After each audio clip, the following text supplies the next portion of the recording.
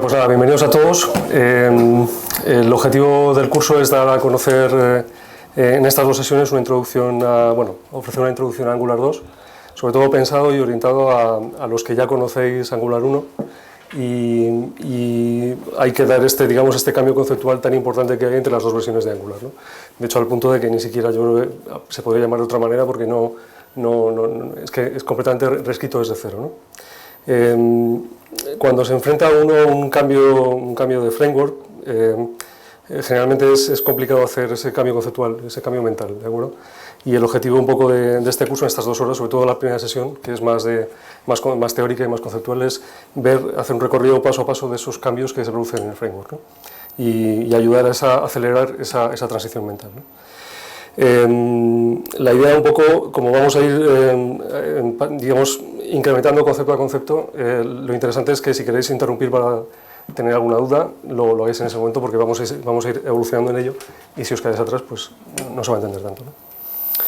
En la convocatoria del curso ya habíamos dejado claro unos ciertos requerimientos, ¿no? O sea, el primero, evidentemente, es que buena parte de lo que vamos a ver requiere que conozcas Angular 1, porque se va a ofrecer información sobre ello, pero también hace falta, pues digamos, conocer mínimamente al menos el paradigma de orientación a objetos clásico basado en clases, ¿no? Entender qué son esos elementos, ¿no?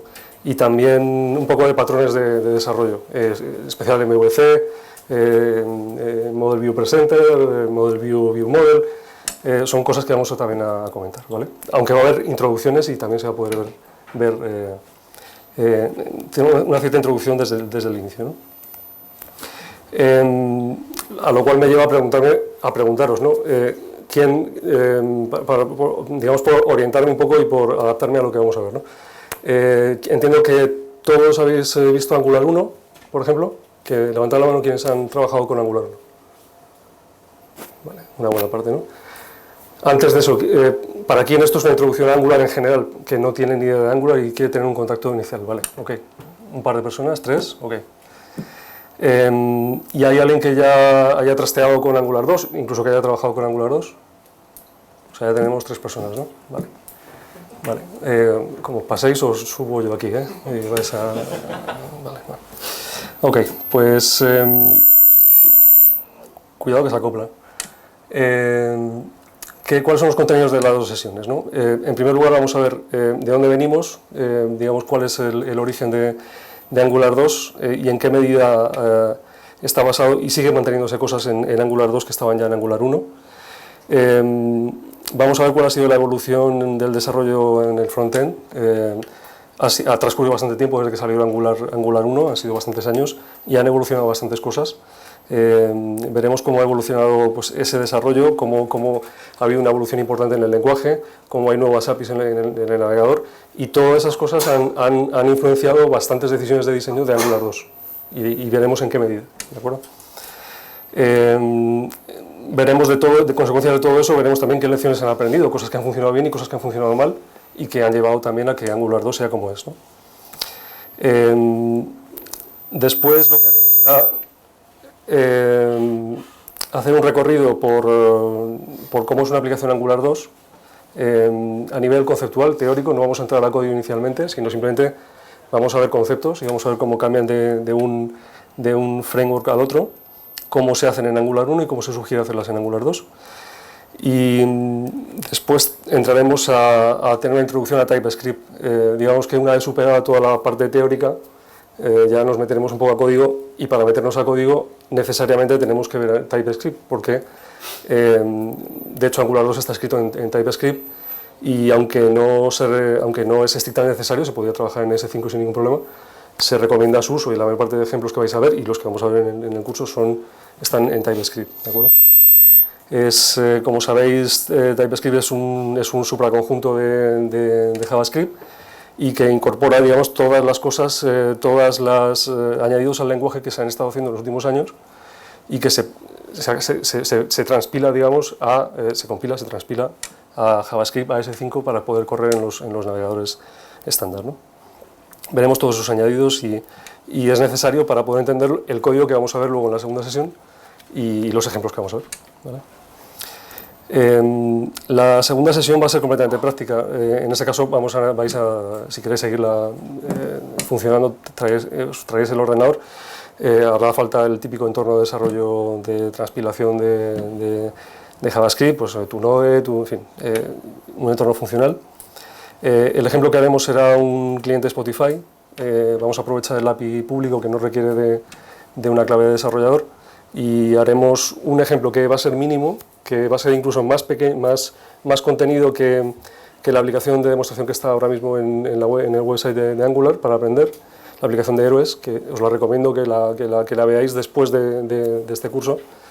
Pero el ejemplo que vamos a hacer aquí es mínimo, absolutamente mínimo, intentando maximizar todos los elementos posibles del framework dentro de una aplicación lo más contenida posible, ¿vale? Y que sea un poco de referencia para todas las cosas, los elementos principales que tiene el framework, ¿vale? Así que nada, tiramos para adelante. ¿Qué es Angular 1? Que es un poco una introducción, ¿no? Es un framework que es un framework frontend y es de tipo Model View, View Model, como pongo ahí, más o menos, ¿vale? Es un framework y no una librería. La diferencia es una librería es generalmente más, como sabéis todos, bueno, no lo voy a acelerar eso porque más o menos todos lo sabemos, ¿no? El framework ofrece una solución completa con una serie de código y de filosofía de funcionamiento y en el caso de Angular lo que pretende es ofrecer un ecosistema completo, una solución completa a todas las necesidades que puedes tener desarrollando una aplicación web. Otros frameworks, como por ejemplo React, pues no es así, es más una agregación de librerías en las cuales tú te montas tu propia solución, ¿no? Tu router, tu librería de vista, y te montas tu propia solución. No es ni bueno ni malo, es cada uno simplemente que tiene su enfoque, ¿no? Y para unas cosas es más interesante que para otras, ¿no?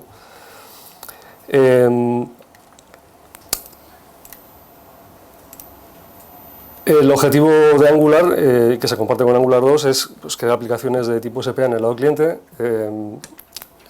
principalmente aplicaciones web, pero también con el tiempo hemos ido viendo la evolución de estos años cómo se ha saltado también aplicaciones híbridas, móviles, que corren en un WebView que está a toda pantalla y que con herramientas como Córdoba pues te permiten hacer una aplicación que parece nativa, trata de acercarse lo más posible a una aplicación nativa, trata de replicar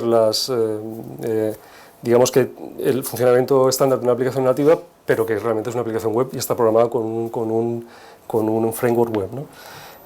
Con el tiempo hemos ido viendo que el gap, la diferencia entre ambas aplicaciones, las nativas y las híbridas, se ha ido cada vez acercando más. Primero por la potencia de los dispositivos, que es mayor, y también por la potencia también de la implementación del navegador en dispositivos móviles, que cada vez también está más optimizada y más potente, ¿no? Sigue habiendo una diferencia clara, o sea, sigue habiendo su sitio, ¿no? En Angular 2, por ejemplo, eso ha variado bastante porque se ha desacoplado mucho más de lo que estaba en Angular 1 la vinculación entre el DOM y el framework.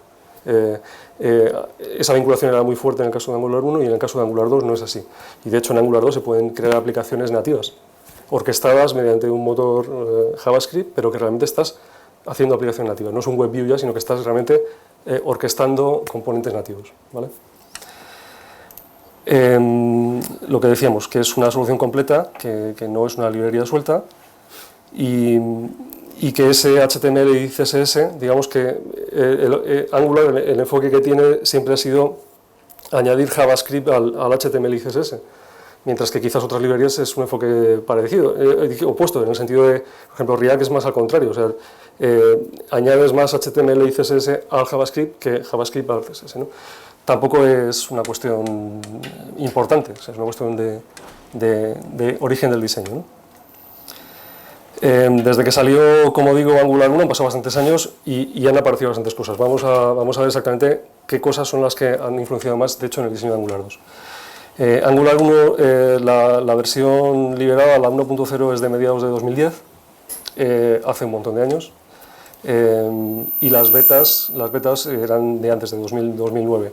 En el caso de Angular 2, la versión 2.0 se liberó ya definitivamente en el tercer trimestre de 2016, no, el tercer cuatrimestre de 2016, Y las betas originales, los primeros diseños, las primeras liberaciones fueron de 2014.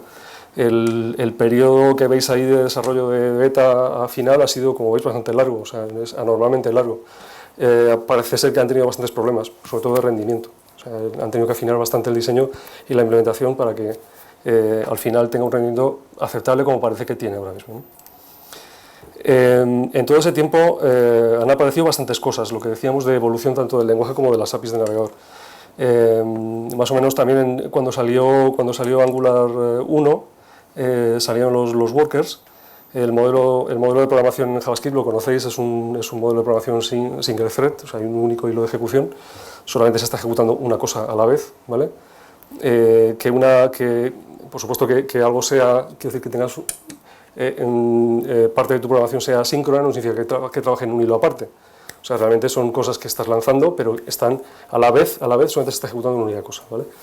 Los workers lo que hacen es realmente, de forma efectiva, tener un hilo de ejecución separado en el cual puedes tener ejecutándose cosas incluso bastante pesadas a nivel de CPU, pero que no tienen influencia en el hilo principal que está asociado al UI, que está asociado al interface de usuario.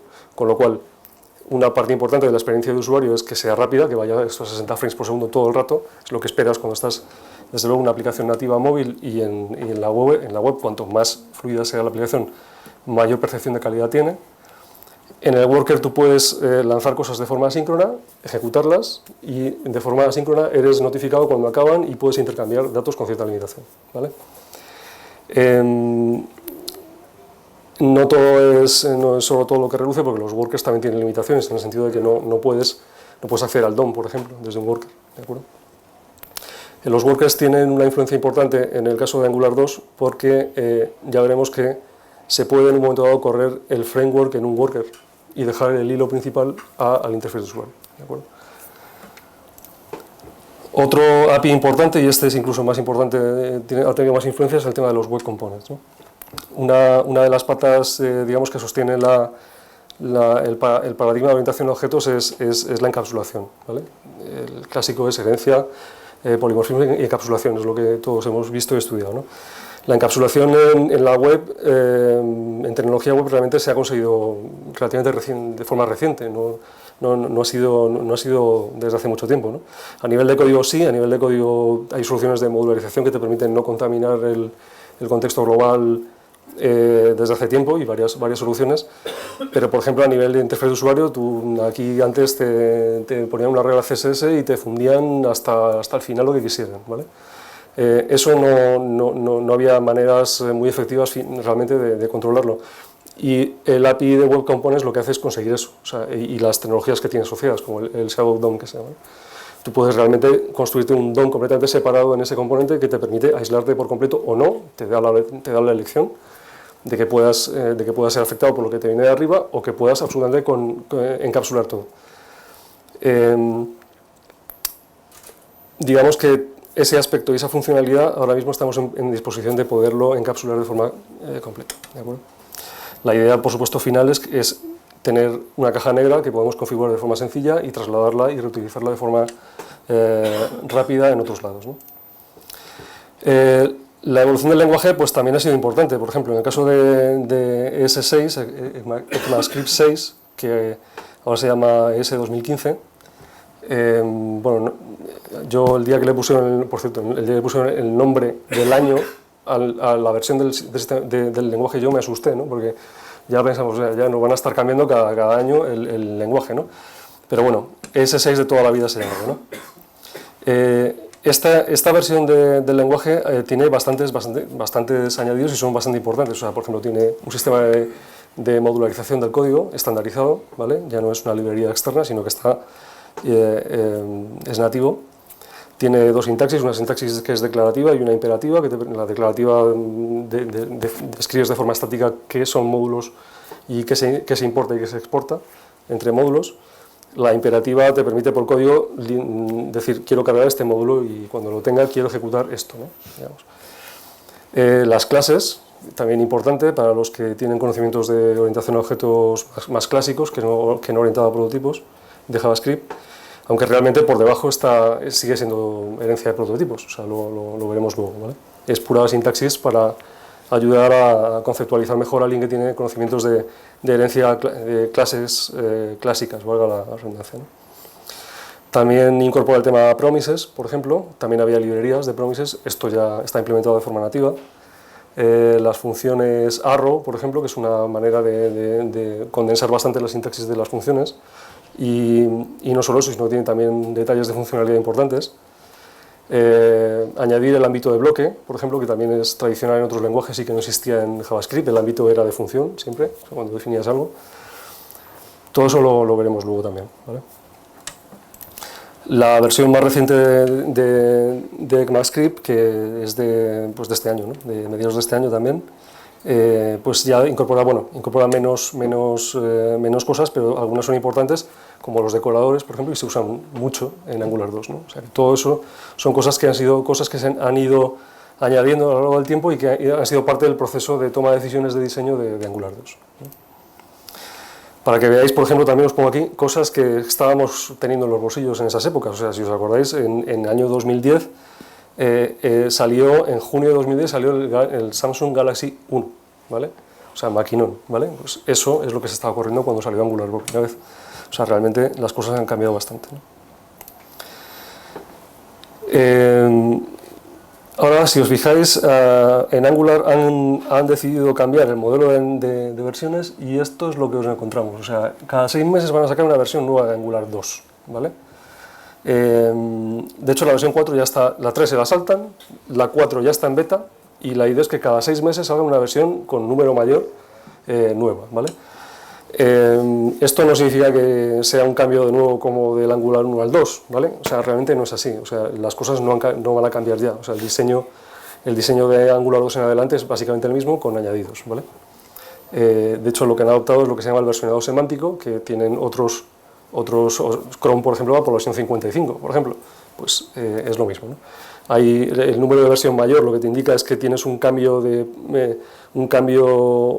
probablemente tiene una incompatibilidad de API, ¿vale? Puede que sí, puede que no, pero es un cambio gordo, ¿vale? La versión menor que añades funcionalidad, la última es un patch, bueno, está estandarizado, digamos. Y la idea es que siga en adelante. De hecho, es tan así que lo que quieren es que no se llame ya Angular 1, 2, 3 o 4, 5, sino que el Angular 1 se llame Angular JS, sin más, los dominios ya están así, y la documentación, y te lo encuentras, la oficial me refiero, te la encuentras así, y a partir de ahora es Angular sin más, y no quieren poner el énfasis en la versión ya, ¿vale? Vale, pues esta es como digo, cosas que han influenciado el diseño. ¿Qué son esas lecciones que hablamos, lecciones aprendidas en todo este tiempo, ¿no? He seleccionado hay muchas, ¿no? Pero he seleccionado 4 en concreto, ¿no? Sobre todo a nivel de arquitectura, por ejemplo. ¿Cómo se supone que tiene que ser una aplicación Angular 1 y cómo es una aplicación Angular 2? La teoría es que la aplicación, el Angular 1 me refiero es que, como veis ahí, la aplicación en teoría debería ser una agregación de directivas, eso antes de que metieran los componentes en la versión 1, que también existen, es un añadido de última hora. Y estas son, las directivas serían las únicamente dedicadas a manipular el DOM, esa es la teoría, ¿vale? Los controles también se supone que deberían ser ligeros, que deberían estar atendiendo la vista, los eventos de la vista, y derivando la acción, la mayor parte de la acción debería estar derivada hacia los servicios, ¿vale? Que es donde estarían, pues eso, las reglas de gestión y en fin, los modelos de dominio, el estado de la aplicación en sí que se llevan en el lado cliente, ¿no? En la práctica, la experiencia es que no suele ser así, ¿no? O sea, es muy frecuente que los controles acaben manipulando directamente el DOM, que no sean no solo ligeros, sino que sean bastante pesaditos, que se encarguen de buena parte del código, muchas veces se duplica código. Realmente la tendencia que vemos en la realidad es esa, ¿no? Las directivas se suelen usar, pero a nivel widget, en el sentido de componentes puntuales, ¿no? Y desde luego es muy raro que se animen. O sea, meterse con la transclusión de las directivas, eso ya es para nota, ¿no? Generalmente en Angular 1, y no es algo que se suele ver habitualmente, ¿no? Y los servicios también se suelen utilizar, no tanto para mantener los modelos, que también, pero muchas veces te encuentras que el uso principal es conectarse con el backend y no mucho más, ¿no? Y también no es nada raro que se modularice poco, o sea, muchas veces ves muchos ejemplos, ves muchas aplicaciones, incluso muy grandes, que tienen un único módulo, que tienes ahí módulo, el nombre de la aplicación y todo ya cuelga de ahí, ¿vale? Se modulariza en general poco. Hablo, por supuesto, de normas que te ves por ahí y hay excepciones y no tiene por qué ser así. Hablo de la media. Yo, para que entendáis porque un poco trayectoria, yo llevo más o menos como 2 años trabajando en Angular 1.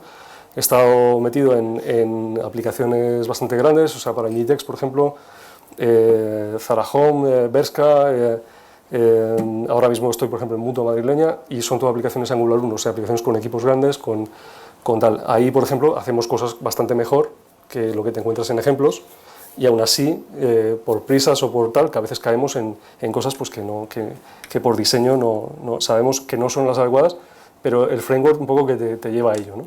Si quieres tener un tiempo de respuesta rápido, ¿no?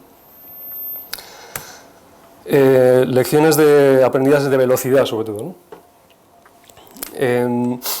Un problema de Angular 1 es que la aplicación se carga completa desde el principio. O sea, no puedes, tú puedes, sí, incluso aunque modularices fantásticamente, la aplicación tiene que cargarse entera desde el principio de la aplicación. Eso tiene implicaciones tanto de peso, tanto de barbaridades que se tienen que instanciar desde el principio en la aplicación, como el tiempo de respuesta desde que ha empezado a descargarse la aplicación hasta que realmente tienes control de ella, ¿no? Eso es un problema. En Angular 2 esa es una lección bastante bien aprendida en el sentido de que los módulos se pueden cargar como en Angular 1 de forma inicial o no, o puedes decidir que este módulo se cargue de forma diferida y a demanda, ¿vale? Lo que se llama lazy loading, ¿no? Con lo cual, pues si lo diseñas bien, podrías tener un inicio de aplicación ultra rápido, porque lo que estás cargando inicialmente es un módulo ínfimo con la vista inicial de la aplicación y poco más, y luego poco a poco, de forma inteligente, en momentos de baja demanda de usuario, ir cargando el resto de aplicaciones, ¿no? Y también puedes no solamente ir cargándola de forma diferida, sino también descargarla, o sea, puedes poner y quitar en memoria, ¿no? Lo que os comentaba antes de los workers, en Angular 2 tú puedes correr el framework en un worker, en un hilo aparte. Eso, dependiendo de lo que quieras hacer, pues puede ser una diferencia importante, ¿vale? Si haces operaciones pesadas, imagínate que estás, yo qué sé, un ejemplo que tuve que hacer fue encriptar un fichero que me había descargado y lo tenía que guardar de forma local en una aplicación híbrida y lo tenía que guardar encriptado con un algoritmo determinado, ¿vale? Pues eso, el fichero puede ser relativamente grande y lo que no puedes tener es bloqueado el interface de usuario mientras estás haciendo esa operación, porque directamente te señalan a la puerta y te dicen vuelves cuando aprendas un poco más. Lo lanzas en el worker, eso está trabajando, guarda disco y cuando vuelves tienes el control y tienes la operación hecha, ¿vale?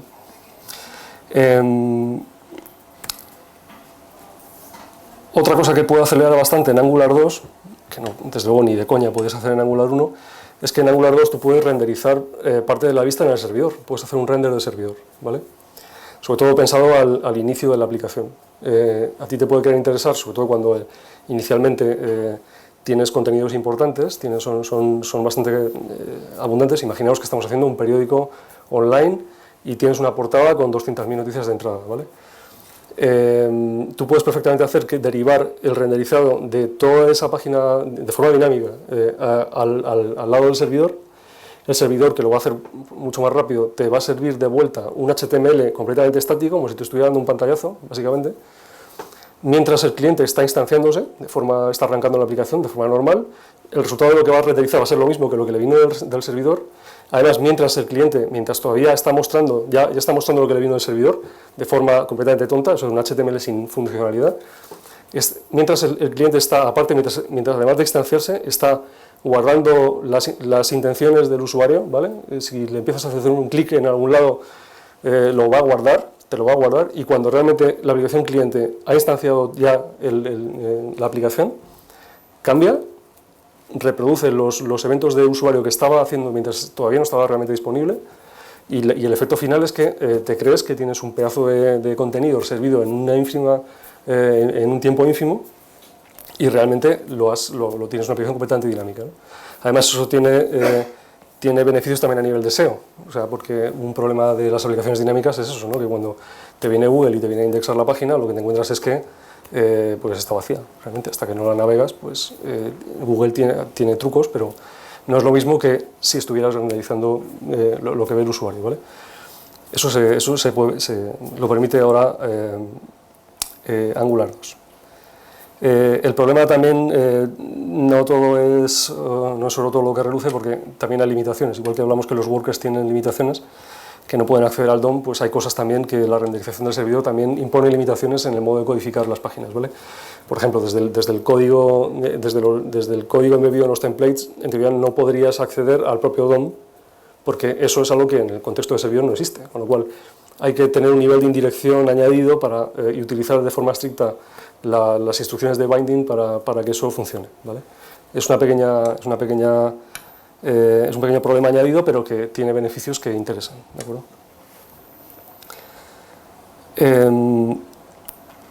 Otra cosa que también cambia bastante en Angular 2 es que los bindings son unidireccionales, digamos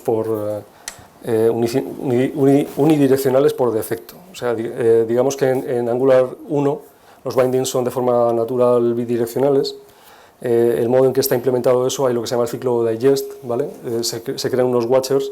Los watchers a su vez pueden estar vinculados unos a otros, con lo cual cuando se lanza un ciclo de cambios tienen que hacer varios ciclos.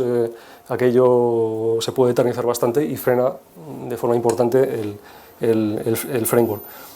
No solo eso, sino también cuando cambias algo desde fuera del framework, no a través de bindings, tienes que forzar tú un refresco con un apply, un scope determinado, para que aquello se refresque y tome, y tienes que lanzar otro ciclo de digest, ¿no? Eso se ha comprobado que es bastante lento con aplicaciones, comparado sobre todo con otras soluciones que hay, y eso es algo que ha cambiado bastante en Angular 2, o sea, no tiene nada que ver, por ejemplo. Ya lo veremos luego en la sesión 2, hay una librería que se llama zone.js, que lo que hace es que realmente, igual que podemos definir interceptors a errores de red, por ejemplo, y eso es algo que en Angular 1 se puede hacer muy bien, internamente esas librerías lo que hacen es añadir también interceptors a todo tipo de operaciones asíncronas del navegador, y tú ya no tienes que preocuparte de hacer ese ciclo digest, sino que absolutamente para todo es capaz de hacerlo Angular 2, ¿vale? Eso es una mejora, porque además lo hace de forma optimizada, cosa que a veces los applies, pues se ven 42 applies para asegurarte de que está bien apply, ¿vale? Bueno, pues eso ya no existe, ¿vale?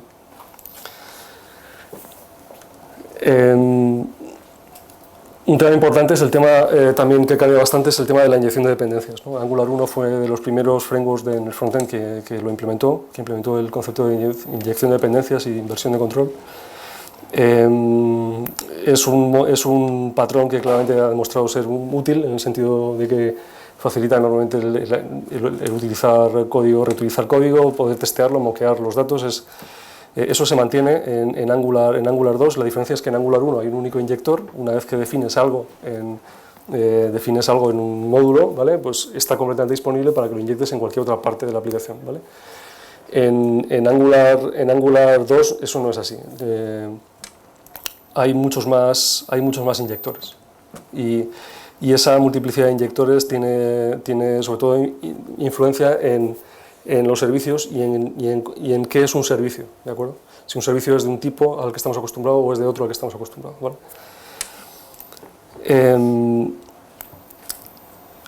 El resultado final es que es más potente y además sobre todo más coherente, porque por ejemplo en Angular 1 también vemos que las inyecciones a veces son por posición. Cuando defines las inyecciones estás definiendo un array de inyecciones, y eso es por nombre, ¿vale? Pero luego en la función link de las directivas es por posición, porque tienes el elemento, el scope y no sé qué, y ahí por posición. Ese tema esa incoherencia de definición de inyección de dependencias se elimina y ya das todo mucho más uniforme también, ¿vale? Y por último, otro tema que ha cambiado bastante es el tema del scope, ¿no? Para alucine de los que suelen empezar con esto, el scope ha muerto, ¿vale? No lo usan ya, ¿de acuerdo? Es así.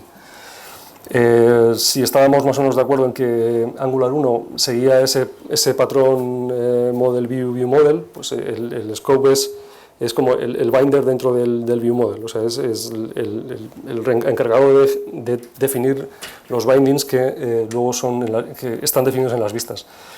Eso Eso es algo que ya nos cargábamos con la notación controller as. El scope ya, ese aspecto del scope desaparecía y eran directamente las propiedades del controller el que se encargaba de tener ese binding, pero es que además de esa función de binding, el scope tenía otras dos funciones, ¿vale? Que como veis ahí, pues eso, una era el tema de mensajería.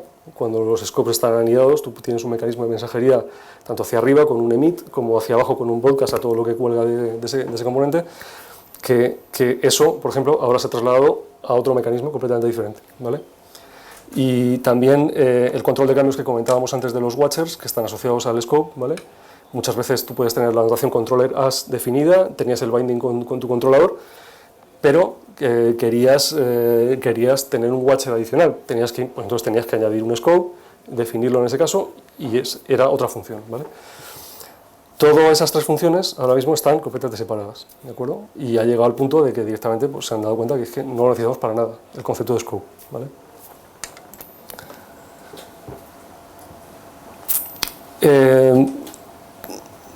¿Cómo es entonces una aplicación Angular 2? A vuelo de pájaro, digamos que en esencia una aplicación es lo que estáis viendo, es una agregación de diferentes elementos, ¿vale? Que hay componentes, hay directivas y hay pipes, ¿vale? Y todos esos elementos están servidos o sea, están apoyados en servicios que son compartidos, ¿de acuerdo? Eso, a vuelo de pájaro, como digo, es eso. En Angular 1 el concepto de componentes es un añadido que se ha hecho en último término. No es algo muy usado porque ha sido más orientado a la transición Angular 2, ¿vale? Pero, por ejemplo, aquí en Paradigma sí se está usando. O sea, hay aplicaciones, César os puede comentar luego, se están utilizando aplicaciones con el concepto de componente ya y que están avanzando en la dirección de lo que es en Angular 2, ¿no? En cualquier caso, el componente es un concepto que es capital en Angular 2, ¿vale? Eso es algo que es así. La cuestión es, muy bien, ¿vale? Pero ¿qué entendemos por un componente, ¿no? Os voy a poner un ejemplo, vamos a hacer un ejemplo de cómo componentizaríamos, digamos, una aplicación. Vamos a imaginarnos que, este ejemplo que conocemos todos, que la aplicación de calendario de Google estuviera hecha en Angular 2, ¿vale? Que lo he buscado y no es el caso. Esta aplicación de calendario, aquí lo que estamos viendo es cosas que inmediatamente ya tengamos o no conceptos de Angular 2 de lo que es un componente, ya nos llaman directamente, ¿no? Por ejemplo, esto que vemos aquí, la selección de mes, es el concepto clásico que se suele tener en cualquier entorno de lo que es un componente, el concepto de widget, ¿no? Tenemos un elemento concreto de una página concreta que tiene una funcionalidad determinada, que tiene un aspecto determinado y que está encapsulado de forma que es fácilmente configurable y reutilizable en múltiples lugares. El concepto de widget lo entiende todo el mundo, ¿vale? Angular 2 es más intenso con este concepto, ¿vale? Bueno, os pongo otro ejemplo también para verlo también, ¿no? La lista de asistentes, ¿no? Este componente, si te lo imaginas, tendría un modelo que es un listado de asistentes con sus datos, con su nombre, con su check de si asiste o no asiste la persona, y es renderizado en la vista de la manera determinada que indica el template del componente, ¿no? Como digo, esta filosofía Angular 2 la extiende a más niveles. Por ejemplo, esta misma página de edición o de alta o de edición de un evento de calendario, también para Angular 2 sería un componente también, ¿vale? Un componente que no tendría ninguna diferencia funcional, o sea, conceptual, con los componentes que ya hemos visto, ¿de acuerdo? Sabemos que agrega otros componentes, los que hemos visto antes, pero también tiene su plantilla, tiene su aspecto, tiene su funcionalidad y es un componente, ¿de acuerdo? No hay ninguna diferencia. Volviendo atrás, supuestamente estábamos editando un evento de calendario, volvemos a la vista semanal. Bueno, pues esta vista semanal pues también es otro componente igual, ¿vale? Arriba vemos otra cosa que podemos intuir como componente, que es el buscador, que este era común estaba también en la otra página, realmente no depende de la vista, sino que depende de la aplicación en sí, porque es común a toda la aplicación. Vemos que se vuelve a reutilizar lo que habíamos detectado como componente de la selección de mes, ¿vale? Claramente es una reutilización de un componente que teníamos. Y si seguimos extendiendo el concepto, todo lo que es la aplicación en sí de calendario es un componente, ¿vale? Y cuando estamos definiendo esa aplicación de componente, repito, ese componente de aplicación es exactamente igual al componente que teníamos más adentro, ¿vale? Al punto de que en un momento dado nuestra aplicación, sin haberlo planeado inicialmente, puede llegar a ser agregada por una aplicación de orden superior que se decida a posteriori. Y esa integración es muy sencilla porque nuestra componente de aplicación no tiene gran diferencia. Hay una mínima, pero no hay diferencia en sí, ¿vale? La cuestión es que, como habéis visto, las aplicaciones en Angular 2 están formadas por agregaciones que son jerárquicas de componentes, ¿no? Visto lo que hemos visto puesto en forma de árbol, tenemos el componente de aplicación calendario, el principal que hemos visto antes, tenemos el componente buscador, que es común a toda la aplicación de calendario, puede estar en más de un lugar, el componente de vista semanal, el componente de evento de calendario que vimos, el componente de evento de calendario vimos que agregaba el componente de asistentes al evento, el componente de selección de mes, y también vimos que el componente de vista semanal también agregaba en un momento dado el componente de selección de mes, ¿vale? Esto es un árbol de componentes y las relaciones son o de agregación o de composición, ¿vale? Agregación en el sentido de que, o sea, composición en el sentido de que si cae el componente padre, cae el componente hijo, ¿vale? O de agregación cuando no es así, cuando tienes un componente que es usado en más de un lugar y no cae con el padre, ¿no? Y lo que os comentaba también, que en un momento dado, en un futuro, pues perfectamente te puedes plantear que tu aplicación es contenida en otro árbol de orden superior, ¿vale?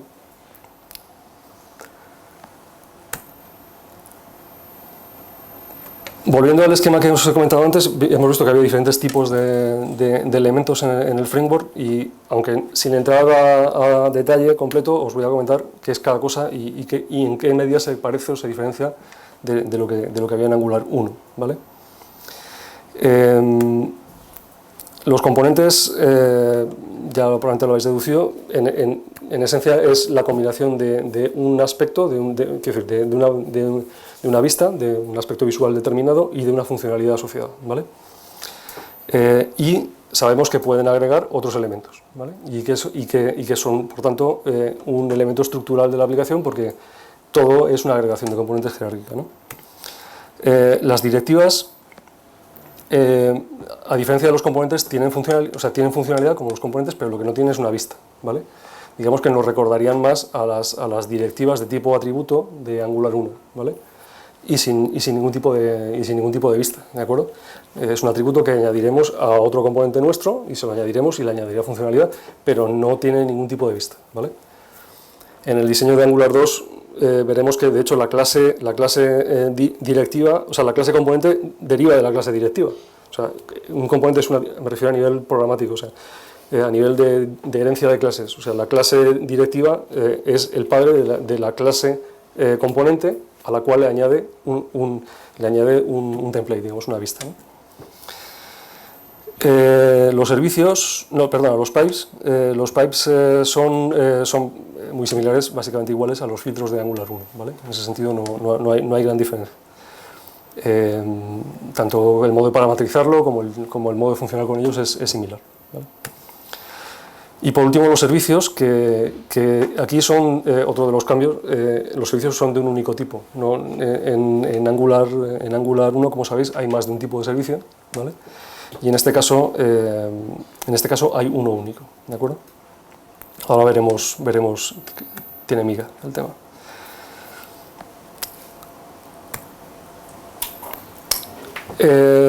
Aquí los elementos, digamos que no están sueltos, ¿de acuerdo? Están agrupados también en módulos como en Angular 1, ¿vale?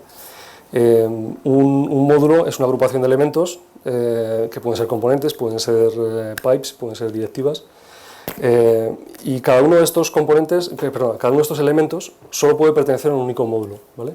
Solo se puede declarar en un módulo una vez uno de estos elementos, ¿vale? Esos módulos, como os dije antes, pueden ser cargados inicialmente con la aplicación, o puedes decidir que no, lo voy a cargar a demanda cuando a mí me interese, ¿vale? El módulo va a definir una parte pública y una parte privada, ¿vale?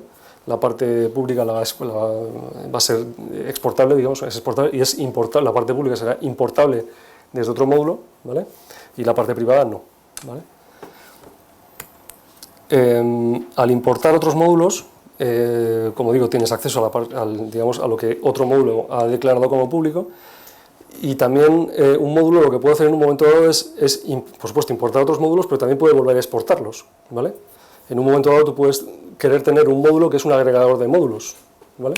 Puedes decir, tengo estos módulos en mi aplicación que tienen a su vez una funcionalidad determinada, pues voy a hacer que el módulo los importe y los exporte los tres a la vez, con lo cual, cuando importo este módulo final, ya tengo toda la funcionalidad, ¿vale? Una cosa curiosa. Por último, y esto es, como os dije, había una cosita que diferenciaba el módulo principal. Bueno, nos he dicho que la aplicación Angular 2, como mínimo, tiene que tener un módulo y como mínimo tiene que tener un componente en ese módulo, ¿vale? Ese es el mínimo absoluto de una aplicación Angular 2. La diferencia de ese componente raíz, digamos, el que estaba, os acordáis, en el árbol arriba del todo, la aplicación del calendario, y os dije que tenía una pequeña diferencia, y es que cuando arranca la aplicación hay que decirle al motor de Angular, oye, ¿cuál es el componente inicial? ¿Cuál es la raíz? Hay que decírselo, ¿vale? En el bootstrap de la aplicación, en el arranque, hay que definir cuál es el componente raíz de todo, ¿vale?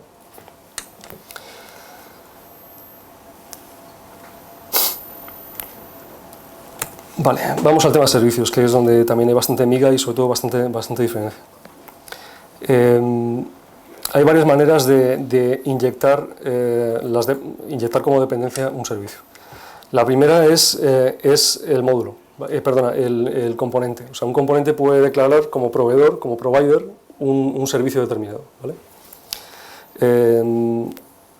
Eso tiene además un añadido, y es que ese servicio que has inyectado como provider de ese componente está automáticamente disponible para inyectar en cualquier componente agregado por ese componente. Por cualquier hijo del árbol, cualquier descendiente del árbol del componente que ha declarado como inyección ese servicio, automáticamente puede inyectarlo directamente. No tiene que ya declararlo de nuevo como provider, no tiene que hacerlo, ¿vale? Es automático.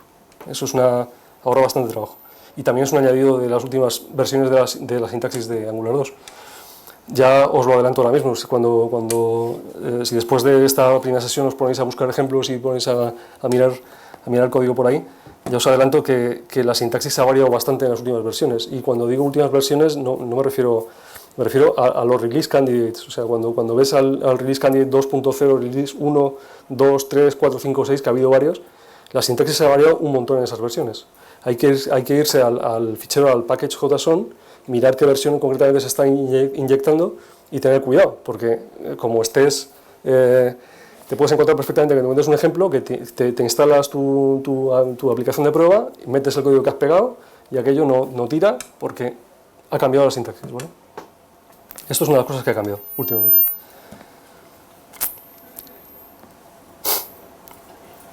Vale. Una cosa importante es que este tipo de inyección de dependencia del componente, del servicio vía componente directamente, lo que está es, digamos, creando un singleton, ¿vale? Es lo que antes era un factory, ¿de acuerdo? Es una instancia que se instancia la primera vez que se pide, y a partir de ese momento ya es la misma instancia todo el rato. Vamos, un singleton de toda la vida, ¿vale? Por tanto, cuando sea inyectado en diferentes descendientes, estaremos accediendo siempre a la misma instancia del servicio. Otra manera de inyectar servicios es el módulo. El módulo también puede declarar como proveedor, como provider, un servicio, ¿vale? Esto también tiene sus cosas y sus peculiaridades dependiendo si es el módulo o no. Por ejemplo, ahora no vamos a entrar en ello, pero sí os adelanto que dependiendo de si ese módulo se ha cargado desde el principio de la aplicación o se ha cargado con posterioridad, pues te puedes encontrar que el servicio que estás inyectando pues ya es una nueva instancia o no lo es. O sea, hay ciertos elementos ahí que son complicados y que no vamos a entrar ahora, pero que sepáis que tiene su matiz y hay que escoger bien el módulo. Por último, hay una tercera manera de inyectar servicios, que es a la propia aplicación. En el momento del bootstrap, en el momento del arranque, en el momento en el que le estamos diciendo cuál es el componente raíz de la aplicación, el primero que es la raíz de nuestro árbol de componentes, ahí también le puedes decir unos cuantos servicios que sean inyectados a partir de ahí, ¿vale? Y esos, por ejemplo, están disponibles de forma también tipo singleton en cualquier inyección posterior, ¿vale? son matices diferentes.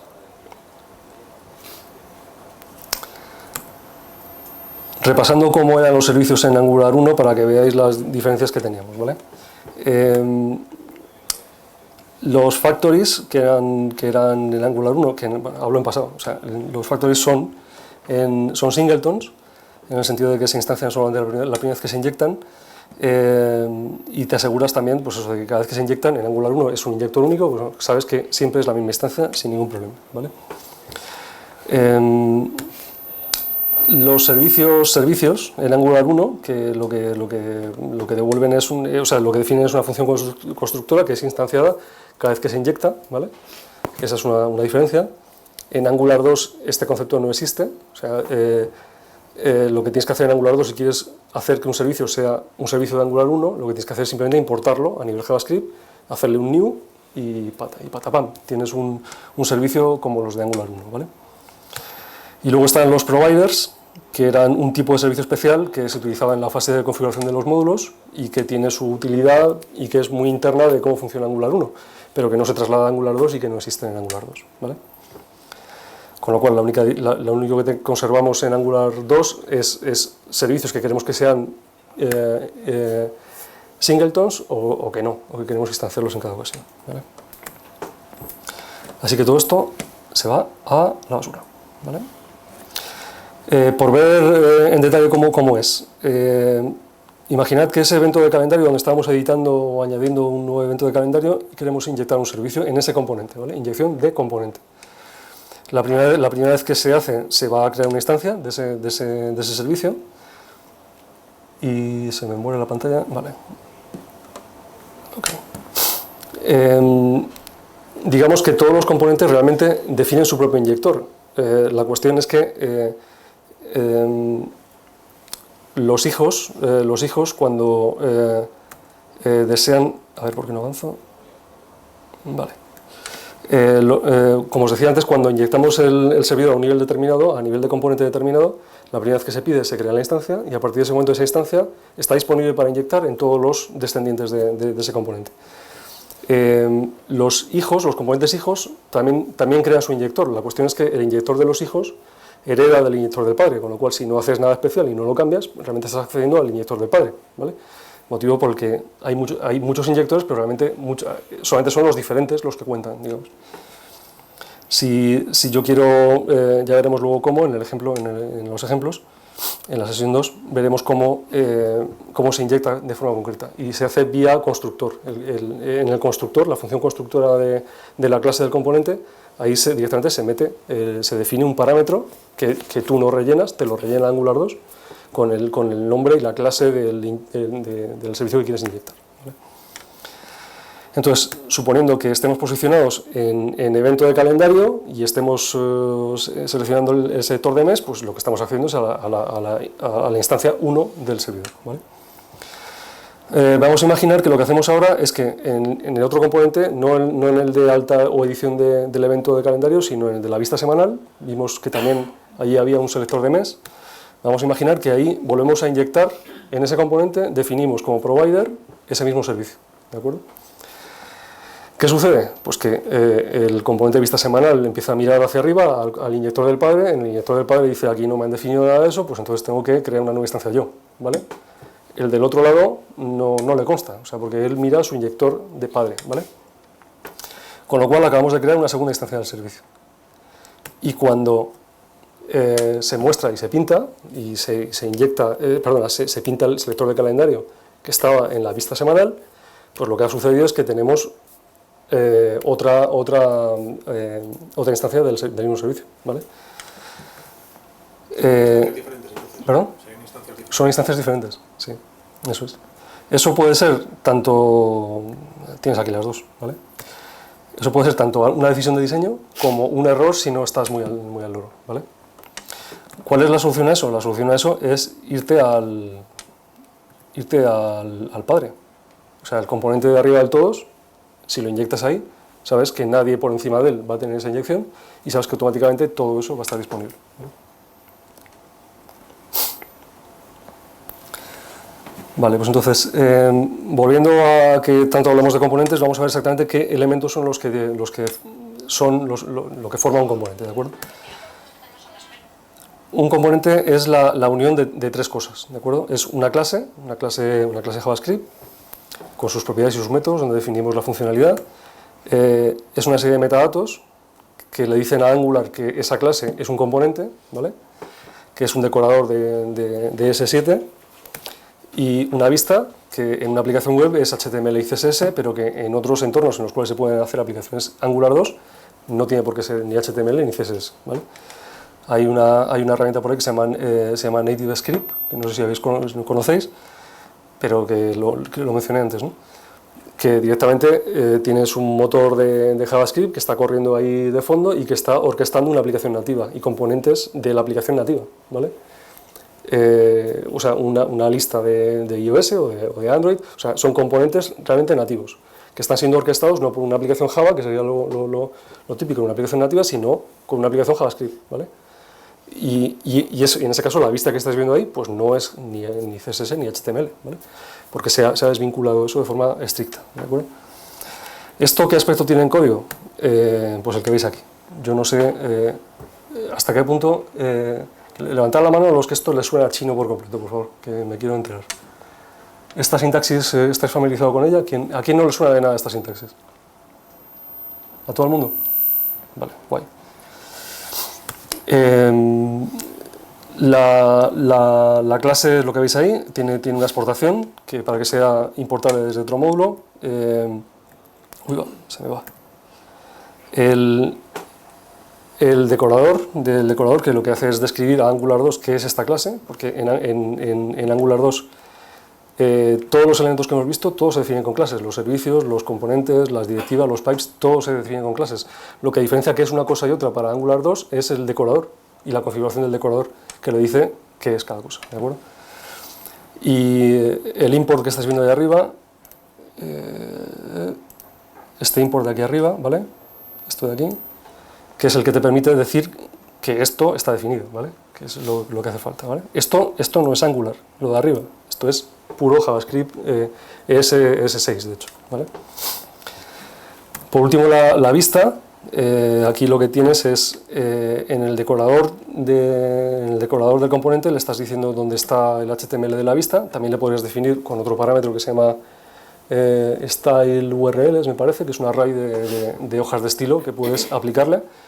Y luego también tiene un parámetro de configuración que puedes decirle que este componente sea un web component formal, nativo, ¿vale? O que sea emulado, porque estás en un navegador antiguo que no tiene todavía implementado el API de web components. Eso es, digamos, al modelo de programación, cuidado, al modelo de programación le da igual, o sea, es una cuestión puntual final, tuya de configuración, ¿vale?